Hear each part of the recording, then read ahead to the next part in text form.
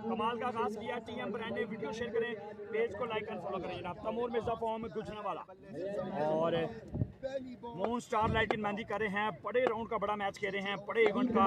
और 8 motor bike Naveed Ali गेंद करेंगे, स्ट्राइक करेंगे। वालेकुम सलाम मेहर भाई। और what a delivery, what a ball shot number 3 extra cover के ऊपर से मिर्जा तैमूर यू ब्यूटी। जाहिद हुसैन मलिक ने ज्वाइन किया है, कंदकोट से वेलकम करते हैं, जो कि माशाल्लाह कंदकोट के ओनर भी हैं, ग्रेट क्रिकेट लवर हैं, ग्रेट स्पॉन्सर हैं सिंध। जाहिद हुसैन मलिक भाई वेलकम। वीडियो को काइंडली शेयर करो, जितने भी फ्रेंड्स देख रहे हैं अपने ग्रुपों में, टाइमलाइन पे भाई। ओके होगा जवाद मलिक भाई, अभी देखना पड़ेगा अपने ग्रुपों में timeline. Thank you so much Mukhtar Ali ब्रोई जानी जियो आप। Thank you so much Sardar गुराराई भाई। की मुल्तान से ताल्लुक है, बढ़िया प्लेयर है और गेंद करेंगे। बिग विकेट लिए यहाँ पर सुपरस्टार ऑलराउंडर हैं नवीद अली।